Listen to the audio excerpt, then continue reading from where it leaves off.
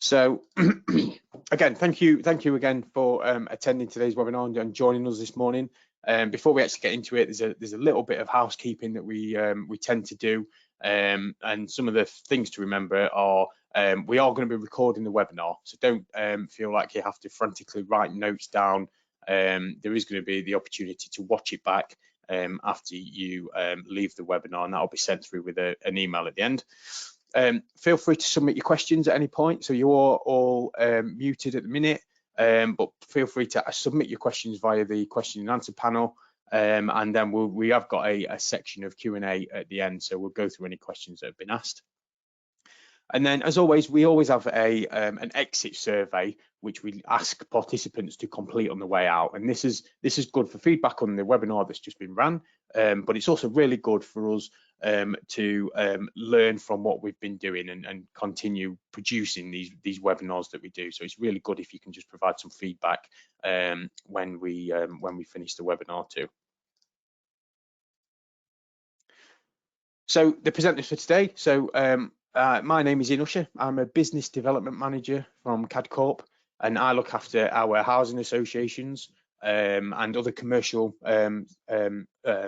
organisations. I've been with CAD Corp for 10 years, and I've been using the CAD Corp software for 10 years as well, so I understand how it's used within organisations across the UK. And I'm also really pleased to be joined by Simon Parker, who's our pre-sales team leader. Simon, would you like to say hello? Yeah, thank you, Ian. Good morning, everybody. My name's Simon Parker. I'm a pre-sales team leader at CAD Corp. This morning I'll be demonstrating sort of several examples of how GIS and web mapping can be used to meet your corporate objectives. Brilliant. Thank you very much, Simon. So what we're going to do now is we're going to turn our screens off, our videos off, just so it increases the kind of the bandwidth for the PowerPoint and the presentation. The demonstration. And then what I'll do is I'll turn mine back on for the question and answer section at the end, just in case there are any questions that people want to pick up on.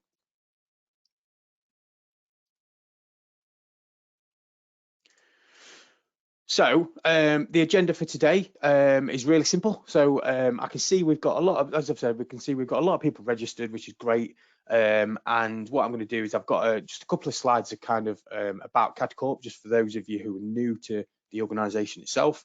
I've just got a slide on GIS in housing, why it's used across the housing sector, why housing associations have a corporate plan, which I thought would be good to kind of touch on before we kind of delve into how GIS can help meet those kind of corporate strategies and objectives that organisations have got. I'm then going to pass over to Simon, who's going to go through kind of a demonstration and run through a number of examples and use cases. And then back to me, where we'll talk about what the next steps are. And then, as I said, we've got a question and answer section right at the end for any questions that you guys have got. So what we like to do is we like to keep these as interactive as possible. So I've took this opportunity to ask 2 questions just to get us kind of started and warmed up. So I'm just about to launch the first question.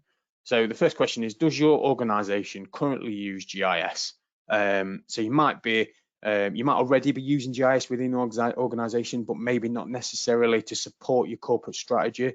And I know others may not be using GIS and here to find out more about possibly what it can do and how it all works.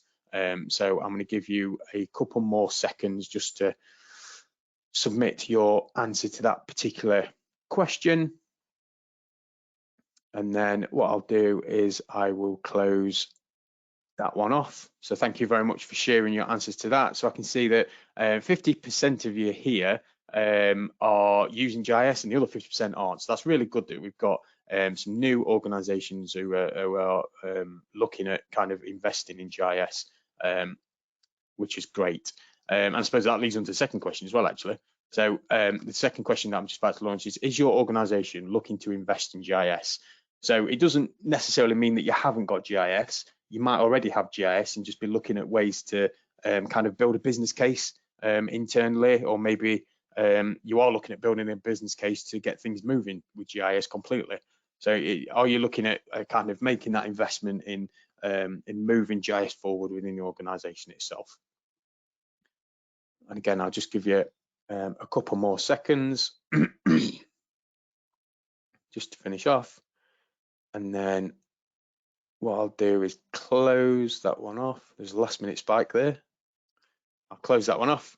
And that's really fascinating. So 67% of you are saying that you are looking at investing in GIS. So that's really good. And like I say, it might be that you are an existing user and looking at kind of resources being deployed internally, or it might be that you are completely new to it and just looking at ways to kind of get GIS started within the organisation. So that's great. Thank you very much for doing that.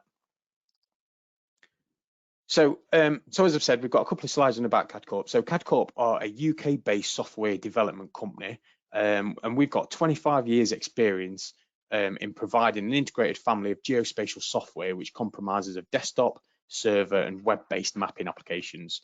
And we also provide spatial data and services which support the organisations that we provide these services to with their spatial strategies.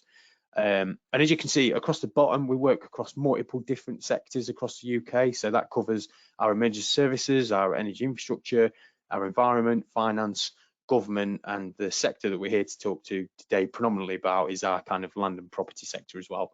And more importantly, we understand how our products are used within those different sectors. They've all got different uses, and we understand kind of how it's used within those sectors that we provide it into. So what we create is the spatial information system, the CAD Corp spatial information system, and that provides desktop, web, and mobile-based mapping applications.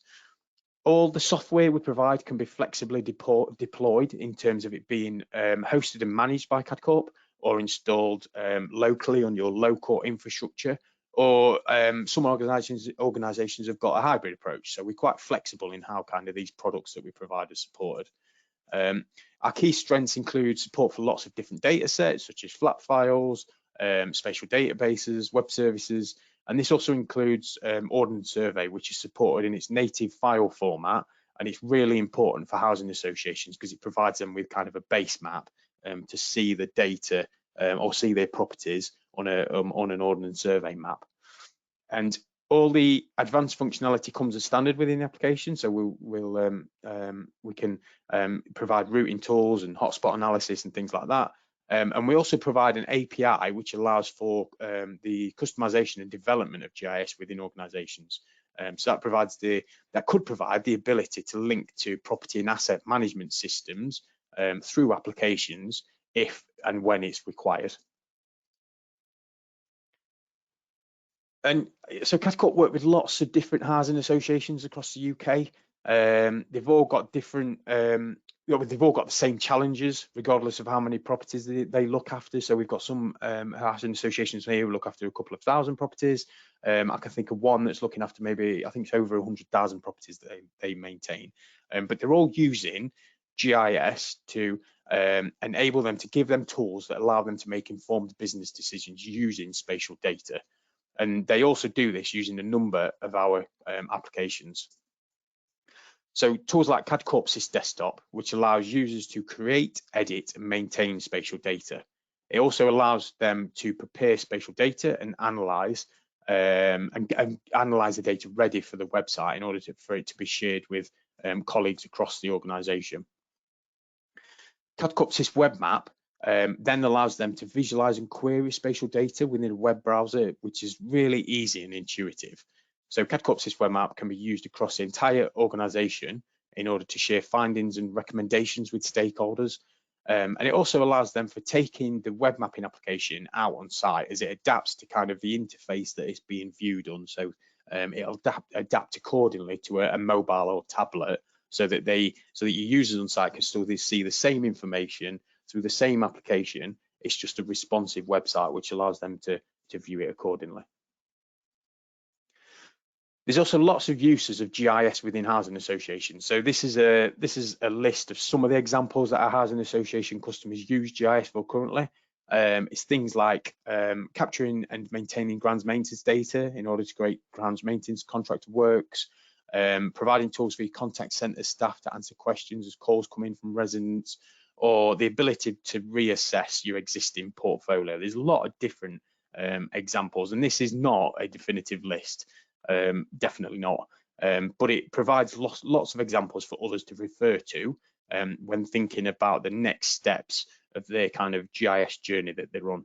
And the reason that you and I are here today is that GIS can be used to assist with your corporate plan and your corporate objectives accordingly. So that's what we're going to look at today.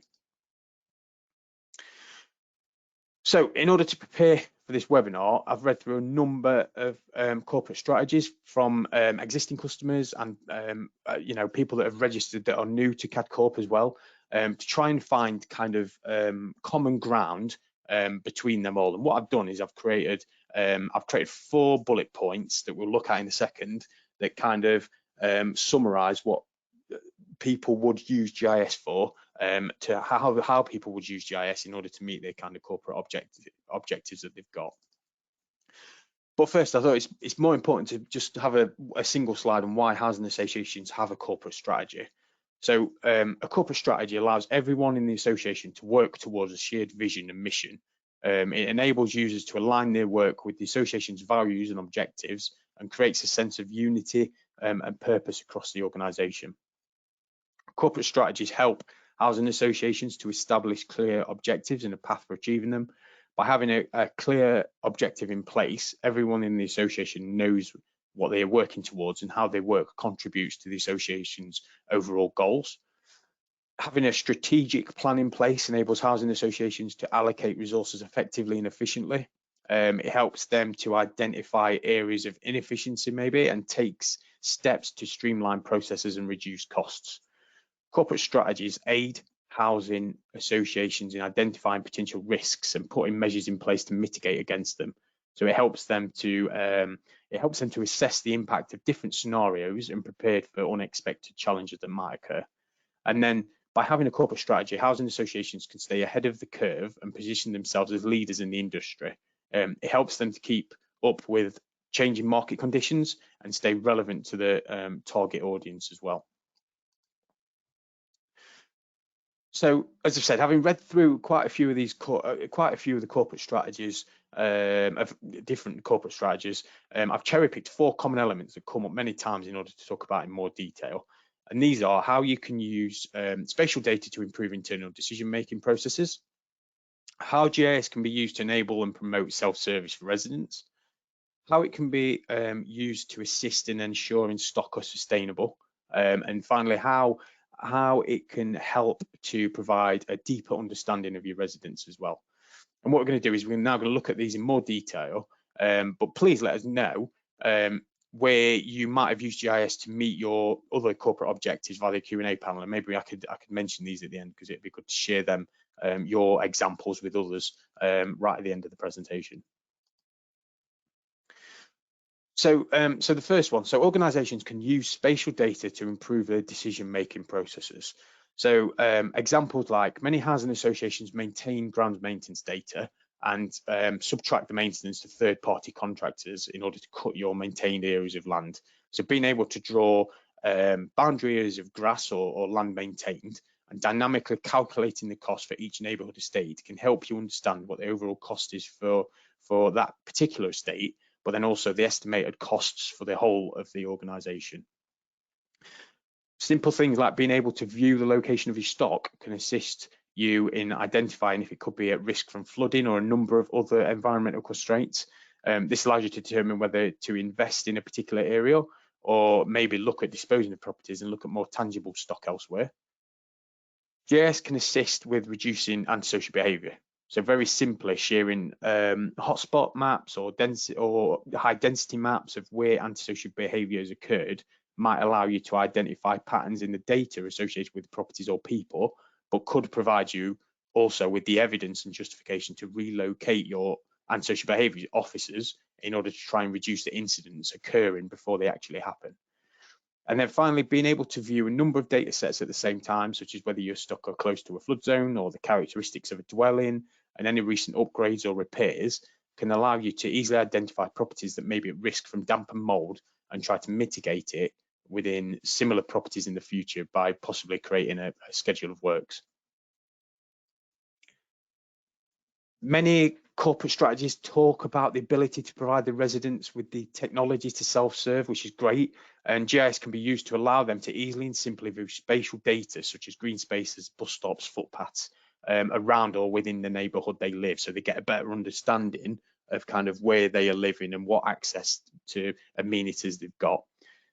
It provides the opportunity for residents to get more involved too. So by reporting incidents such as graffiti or fly tipping to the housing association, so that the incidents can be dealt with. So from an organisation's point of view, this provides the ability to not only reduce the duplication of calls, as other residents have the ability to view that particular incident that somebody's already reported, but it also allows the housing association to reduce the resources that would have gone out originally because it's not necessary. So they'll be able to see straight away that somebody's reported an incident and it's on the map and people can see that it's being dealt with accordingly. And then there's also tools that allow you to provide answers to residents' common questions, such as where's my nearest bus stop or housing office, or are there any properties within 500 metres from a particular location, or when is your resident's bin being collected, for example, which all helps in providing residents the opportunity to self-serve. And again, it's another aid in reducing the number of calls that are coming into your contact centre. Housing associations have been preparing to upgrade the properties to reach the Energy Performance Certificate rating of C by 2030 for some time. So GIS can play a really good part in allowing your organisation to easily identify those properties that don't currently meet the EPC rating of C.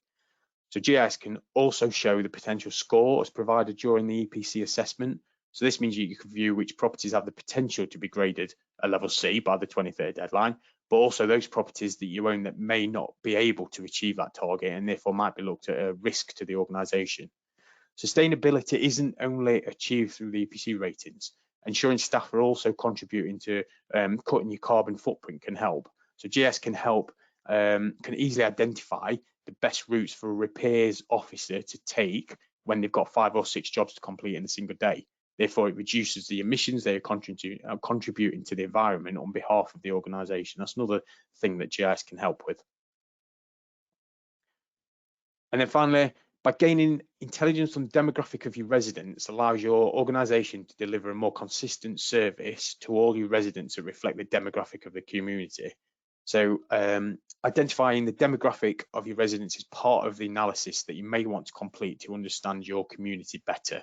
Identifying the stock types that work best for your residents and your association will then allow you to identify areas of investment or disposal based on the specific criteria that your organisation are particularly looking at. So at the end of the day, your organisation knows your ideal resident, it knows your ideal stock type, and it knows your ideal location. So this is a GIS task that can allow you to invest better in your not only your current stock, but it also identify areas where there may be potential for you to further invest in the particular areas that the GIS might identify based on the criteria that you've entered.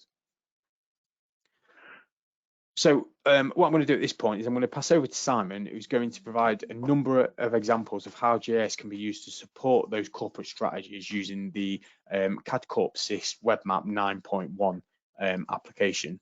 So what I'm going to do is I'm going to make Simon a presenter, and then in a second you'll see Simon's screen. Thank you, Ian. So I'll just share my screen and then make a start on my demonstration.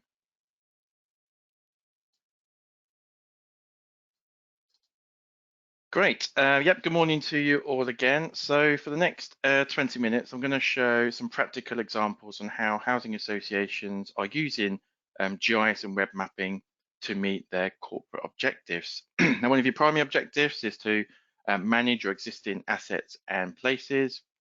And because your data is all inherently about a location, whether it's a piece of land or a property, then this type of data can be viewed on a map to provide you that sort of greater insight and help you make those important business decisions. So yes, GIS and web mapping does have a significant role to play. So what we're looking at here is a web mapping solution that provides an easy to use interface for viewing your location data. Now, it could be simple points on the map, just like this example here showing where your assets are located, or you could be pulling down information perhaps from your asset management system and using that to display all sorts of data in a mapping environment. So let me now show you some example use cases. Now, it could be information relating to damp and mold, and using mapping here to show historic reports. Now, damp and mold is an area of focus for obvious reasons, and housing associations are looking to be more proactive in this area and try and sort of intervene early and stop these sort of damp and mold issues occurring. And using the map, we might spot some concentrations of reports. So here, if I zoom into the map, we can see we've got a few reports here in close vicinity to each other. And then we might be able to use this information of sort of historic reports to perhaps sort of delve deeper and look for maybe common characteristics between these properties, which might help us perhaps identify the type or provide sort of a profile of the type of properties that might be sort of more prone to this particular issue. Maybe it's the age of the properties, or perhaps it's the construction materials that were used to build them. Then using those sort of common characteristics that we know of, we can then display all of our properties that match these characteristics, and then we can use this information to decide what further action can we take. Do we perform some detailed condition surveys for these particular properties? Do we maybe organise regular sort of property visits? Maybe we need to give some advice to these tenants on how they can prevent sort of damp and mold based on particular lifestyle behaviour. So yeah, we're using a GIS here to be more proactive rather than reactive, identifying potentially high-risk properties and try and intervene early. Now, in a similar vein, housing associations are doing the same for responsive repairs as well. So here is some analysis displaying a number of repairs that we've dealt with at each of our properties, and I'm showing properties in red which have had a high volume of repairs. Then this filtered version of that same information specifically shows those properties which we might regard as high maintenance, and we can ask questions to understand, why is that the case? Why are we consistently returning to these particular properties? Are these properties old, or perhaps maybe they're overdue significant internal upgrades? And if I were to interrogate one of these properties here on the map by just giving it a click, we can perhaps explore the types of repairs in more detail. Maybe we classify our repair jobs by type, and we might spot that most of the repairs are linked to a particular room in the property. In this example here, I can see I've responded to sort of several repairs related to the kitchen. Then we can maybe use the GIS to display which properties have planned replacement work. So here I'm displaying properties which have kitchen installations planned, and I can see that these particular properties are due an upgrade in sort of 2 years' time. Now, this might be satisfactory, or if possible, we might be able to explore fast tracking these particular upgrades, because it might be in our best interest to do so, to stop these regular visits to the properties and also provide some sort of closure for the residents as well. And also, just on the side note, as sort of Ian mentioned earlier, whether it's new installations or perhaps those day-to-day repairs that we're talking about, just being able to see these locations on a map, it can help us plan and schedule these particular works in the most efficient way. So for the next example use case, I'm now going to go to a new location. I'm going to do that using this search capability, and I'm going to search for that location of interest by postcode. So I'm going to type in the postcode of interest and wait for some results to return, select the result that I'm interested in, and then the map will take me to my new location. Now, moving away from properties for a moment, managing the space around your properties is just as important, and by far one of the most popular use cases that we come across of using GIS is the management of grounds maintenance. Whether you have your maintenance teams in-house or perhaps you outsource to a contractor, recording and understanding your responsibilities is very important. And by recording that data against a really detailed Ordnance Survey mapping that we can see currently on screen, it just helps you to quantify the extent of these activities. For example, I can get an accurate measurement of how much grass needs to be cut. This means I can get accurate pricing for that work, rather than trying to pull a figure out from the air.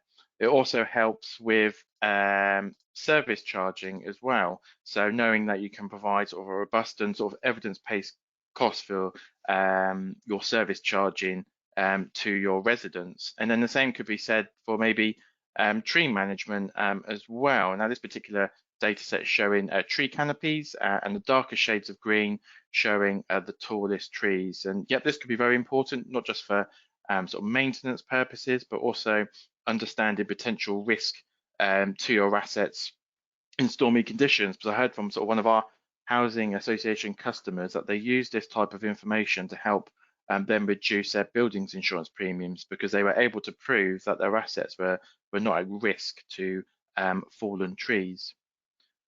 And then if I just zoom out to sort of the extent of Brighton, just to finish off this part of the demonstration, focusing on managing assets in place, I just wanted to show you an example of showing ASB reports. Now, yep, ASB isn't a physical asset, but it does happen at a location, and you can use mapping to display where they've been reported.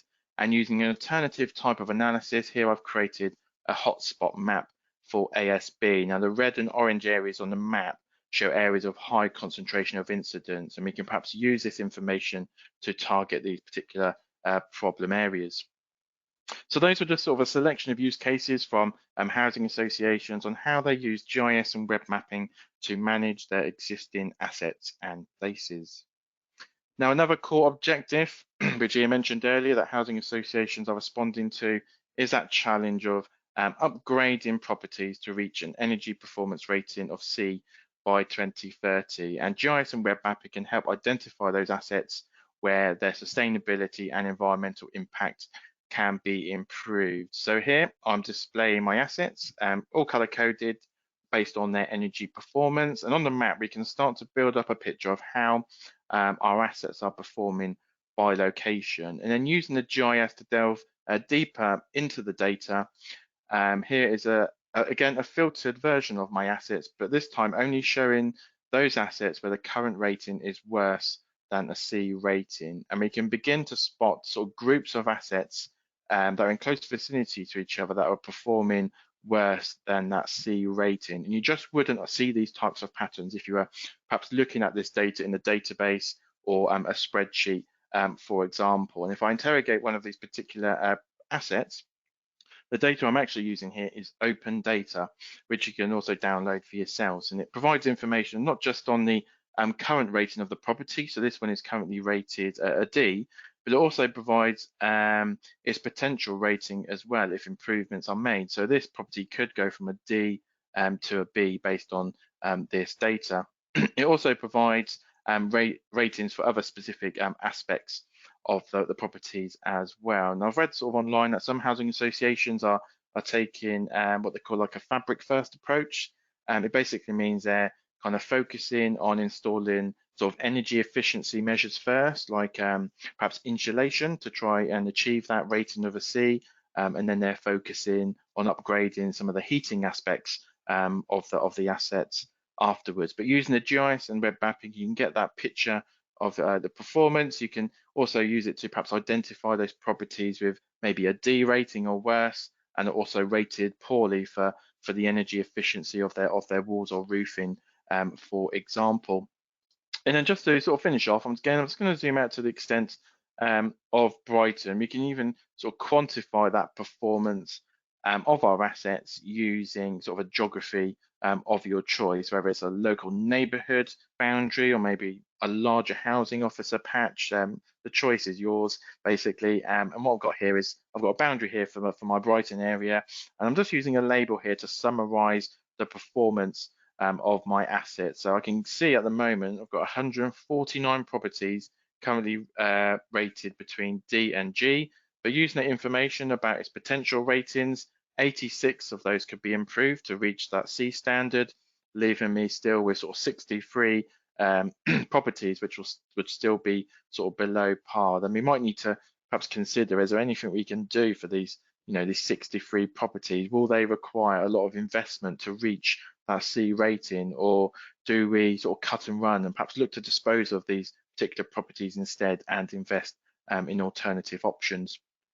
But hopefully I've demonstrated that using sort of GIS and web mapping can help you with this particular objective, and provide you with a picture of how your assets are performing, and provide you with the tools to kind of analyze and plan how you're going to meet this particular objective.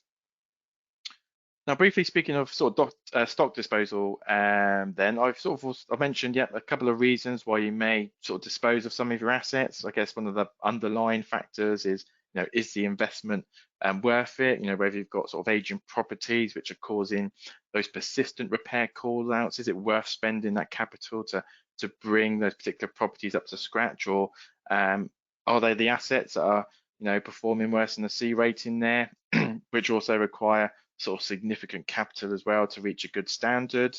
But on sort of the flip side, you can also use sort of GIS and web mapping to explore opportunities for growth, whether that be stock acquisition, or maybe looking at opportunities for new development. And in terms of sort of new development, an obvious starting point is to look at the land you currently own. So using that sort of land registry title data, have you got any space on your existing ownership to develop further? Maybe there's opportunities to perhaps knock down some unused garage blocks and replace them with new housing. You could perhaps explore land registered as brownfield sites. Some local authorities make this information publicly available, so these could be perhaps easier opportunities for new development. If we consider sort of stock acquisition, maybe we could explore again the land registry data and find out who owns assets close to our own, and maybe we'll just focus on our assets which perform really well, so we might be able to facilitate stock transfers. So yes, you can use mapping in a sort of variety of ways to explore these options for growth, but you can also use mapping to evaluate potential sites for growth as well. And just as a sort of a quick example, I've created here a desirability index. So I've based this on the proximity to community services. So I created a grid across the Brighton area and then counted sort of the number of community services that are available within each of these grid squares. So that I factored in information like schools, GP surgeries, pharmacies, whether they've got close proximity to public transport. So those are just some of the example sort of services I evaluated. And then within each of those grid squares, I just totaled up the scores and then colored them based on their accessibility to these particular services, with sort of the blue and sort of green areas scoring the highest. But this is just one example of how you could use GIS to maybe analyze the location of potential sites for growth. And this particular example here, just looking at the proximity to nearby community services. So let's just now move away from properties again and just focus on residents for a moment. And yep, there are numerous ways that you can gain a better understanding of your residents and the types of communities they live in with GIS and web mapping. One useful data set is the indices of multiple deprivation. Now this is again an open data set that you can download for free, and it ranks every lower super output area based on deprivation. In my visualization of the data, the darker purple areas show some of the most deprived areas in the country. And then just another example is a fuel poverty data set. Now this identifies areas where there are high proportions of households in fuel poverty. Now for Brighton, it's mostly green, which is low, but we do have an orange area here to the northeast where we do actually have some assets. And this orange area is showing an area where there is 20 to 30% of households in fuel poverty. But yeah, these types of data sets can provide really valuable insight into the makeup of your neighborhoods. So let's just now move on to another objective that Ian mentioned earlier, and that's all about delivering those customer-led services for your residents and communities. And there are two examples I'm going to show you where you can achieve this with web mapping. And the first one is using something called local knowledge. Now, local knowledge provides sort of quick access to local information, and it provides a great way for residents to obtain information from a single source. So rather than navigating multiple sort of web pages or websites, or maybe even contacting your customer call center for information, they could go to their location on the map, run local knowledge within a few clicks, and then they've got the information to hand on the left-hand side. And this local knowledge is configurable. You decide what type of information you want to provide to your residents. Again, you probably tailor this to answer those common questions that you might be asked by your residents. So in my example here, it's taking the center of my map and it's providing me details about my local housing officer. Underneath, I've got an example of some future sort of walkabouts. I've read that some housing associations organise walkabouts so that residents can sort of discuss any issues around their estate. This particular example here includes a hyperlink, so I can sort of download and view the report from the last walkabout, so I can see the types of issues and repairs that were raised during that last walkabout. It could even provide, quick links to support services on your website. And then the following examples use what we call a Find My Nearest type search. So this first example here is providing information about maybe nearby tenant transfers that are available within a particular radius of this location. And I can use this little map icon to display those locations there on the map. Alternatively, you could be providing information about nearby community services. So here, I could provide information about the nearest GP to a location, or maybe the nearest free bus stops. And I guess one particular use case could be useful for maybe prospective tenants who might be thinking about occupying a particular property. They could go to that property on the map, use local knowledge, and then they can understand the type of community services they've got access to nearby. So yeah, local knowledge provides an opportunity here to encourage your residents to self-serve and access information about where they live.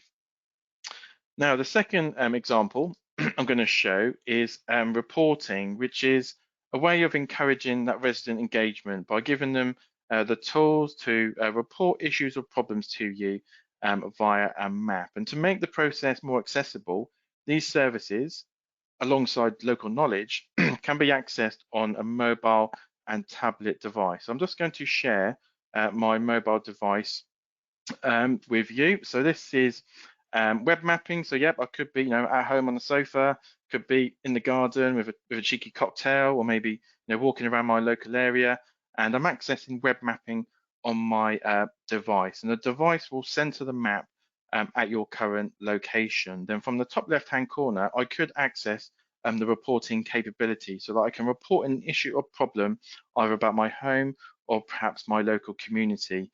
Now this list is configurable.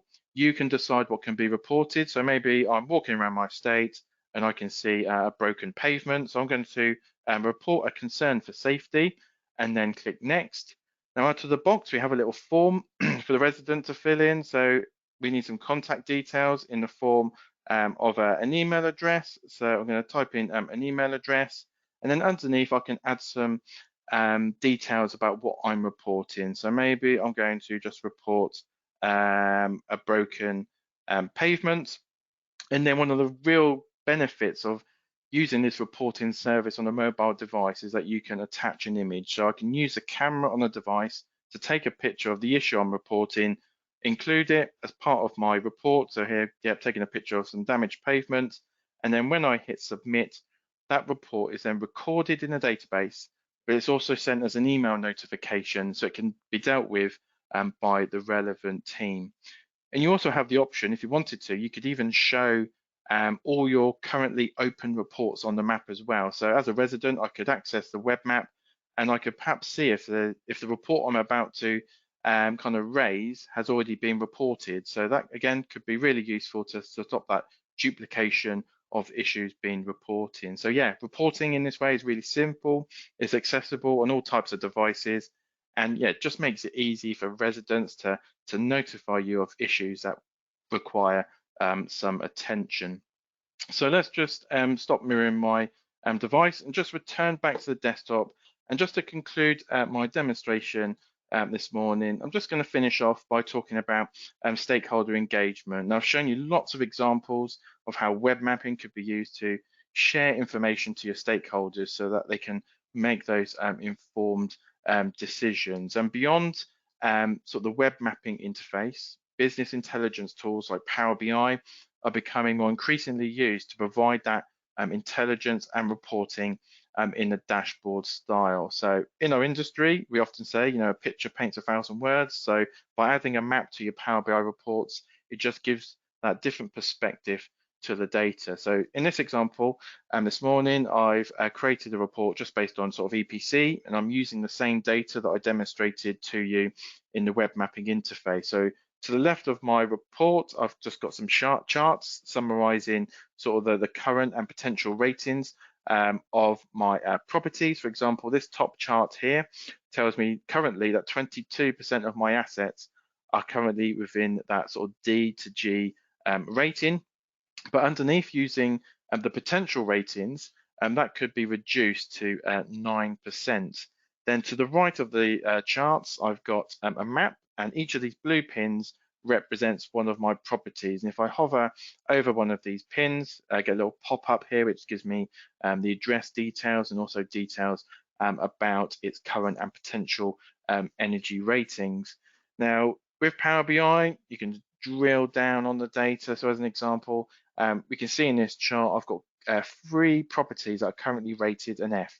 Now, if I click that element of the chart, that then filters all the visuals, but it also filters the map as well. So I can see exactly where these 3 particular F-rated properties are located. And we can actually see 2 of them are basically or virtually adjacent to each other. Maybe I also want to include the E-rated properties as well. So if I select that part of the chart as well, I'm now viewing the E and F rated properties. And yet we can use that information here to perhaps identify potential patterns in their location. Now, I just want to show you 2 more examples very quickly. So I've also created a report which just focuses on the insulation of the property. So here I've got some charts on the right-hand side, which summarizes the energy efficiency of the property based on their roofs and their walls. Again, if I wanted to say, let's have a look at these 15 very poorly rated properties in terms of the energy efficiency of their roofing. So here, selected the chart, I can see their locations. Yep, we could probably spot a couple of properties that are close to each other there. And then out of interest, actually, when we look at the energy efficiency of the walls, of those 15 poorly rated properties, 14 also rate very poorly in terms of the energy efficiency of their walls as well. And then just to sort of finish off this last example, rather than showing pins on a map, I've actually summarized the EPC performance by sort of neighborhood areas. And by clicking on one of these neighborhood areas on the map, the charts then filter on the left-hand side. So these visuals update based on the click on the map. I can now see that specific breakdown for that particular neighborhood. So yes, there's lots of opportunities either through sort of the web mapping interface or by including a map in Power BI to share your findings and recommendations with your stakeholders, because as I said at the beginning, your data is all about location, whether it's a property or a place, and the benefit of being able to view that data on the map is that you get that alternative perspective that can help make those important business decisions.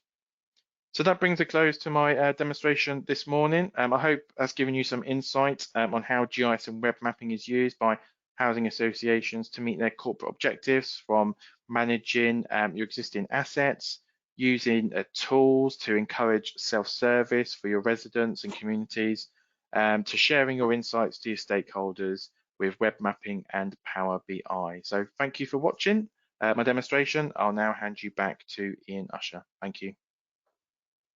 Brilliant. Thank you very much, Simon. So as you've seen, that Simon's provided some really good examples of how housing associations can use GIS to support their corporate objectives. And I've just got this slide up just to remind you of the 4 kind of common objectives that I'd found within the corporate strategies that I'd been reading through. But obviously there are a lot more out there, but I've just focused on these ones specifically, and you can see the examples that Simon's done today. So hopefully those of you who aren't using GIS, you can hopefully see the benefits and advantages of investing in GIS in order to support those organisations' corporate strategies, as can those of you who currently are using GIS. So hopefully that's gave you some ideas into kind of how you can utilise it further, or maybe look at investing in terms of the tools provided or the resources that actually go into it. So hopefully you're all sat there thinking, right, well, what are my next steps then? So the first thing is that we, as I said at the start of the presentation, we are going to send you the recording of the webinar so that you can share this within your organisation to build up a business case for GIS. As I say, I know some of you are currently in the middle of this, and you could possibly use this for as a promotional tool for GIS within the organisation as well. For existing users, there's an opportunity to upgrade your GIS to the latest release in order to get access to the latest functionality that the products we provide have to offer. There's also an opportunity to look into training courses, as some of you may already have the latest functionality but might not, but might need training in order to just remind yourself of how to do some of the examples that you've seen Simon produce today. For new users to CAD Corp, I'd be more than happy to set up a meeting or a demonstration with your own data, so your own properties, in order to show you how all this can be put into context. Sometimes it's easier to relate to the benefits and advantages of GIS when you can see it being demonstrated with your own property data. And then what I can do from there is provide proposals based on those discussions that we have. And then finally, if you have got any further questions or queries, or you want to request a demonstration, please feel free to fill in the exit survey on your way out of the webinar as well. Like I say, it's really good feedback for us to be able to continue providing these webinars that we do. So the very last slide for me is kind of the question and answer. So as I said, I'll turn my camera back on. We have had a few questions, 2 in total, from people who have been asking so far. So if you have got anything, you suddenly think of something, please feel free to write it in the question panel. But the two I will go through at the minute. So I've got Tony who's asking, in your opinion, what's the minimum data requirement needed to be successful with GIS to establish a successful corporate strategy? You've shown lots of examples, but we've only just started our process. Okay, so what I would suggest, Tony, is that your basic supply of data should be your property stock and your Ordnance Survey data. I think you'll be surprised how much data you have once your properties are located on an Ordnance Survey map, because what you can do is you can link your asset management and your property management systems to your properties, and that will give you things like, if you have EPC assessments, that will give you the data straight away linked to your properties. So you straight away be allowed to, or be available to start kind of analysing the data that you've got available to you. CAD Corp also provide a data service that provides a central location for numerous data sets, which include the British Geographical Survey, Ordnance Survey, Natural England, and the Environment Agency, and there's quite a few others in there. So as part of that, CAD Corp provide a managed service, which means that we will keep the data store updated, and we have got plans to add additional data sets and data from new suppliers as well. So that will always keep adding as well. So there's a lot of data out there. You guys have probably got a lot of it internally to start with, and just need to understand kind of how to access it and present that data. But then there are other resources available as well, and I can send those across at a later stage. So thank you for that question, Tony. And the second question that I've got is come from Chris. So Chris is a really simple question, is put, can the applications be hosted? So the answer, Chris, is yes, they can. So I mentioned very briefly at the start of this webinar that all of our applications, the desktop and the web mapping, can be hosted in a CAD Corp environment.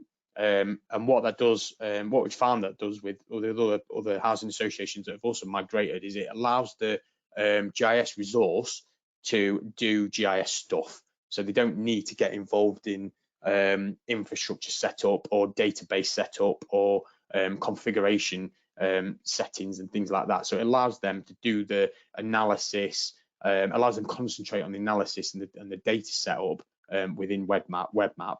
And we do already have quite a few customers who are using the CAD Corp hosted environment. So what I can do, Chris, is I can let you know which customers they are, and then you can, if you want to ask further questions, you can either ask them or you can ask me as well. Brilliant. Okay, so they're all the questions that I can see at the minute, which is great. So thank you very much for those. I suppose our last slide is just to say thank you very much for all the time that you've taken today to look at how look at this webinar on how GIS can be used to support those corporate strategists. So hopefully I've answered all those questions. If you think there's anything I've missed, then please feel free to submit it on the exit survey on your way out. And like I said, don't forget to fill that in, because that is really good feedback and helps us to continue creating these webinars. I suppose lastly, thank you again for attending, and I look forward to speaking to you within the next few days. Thank you very much.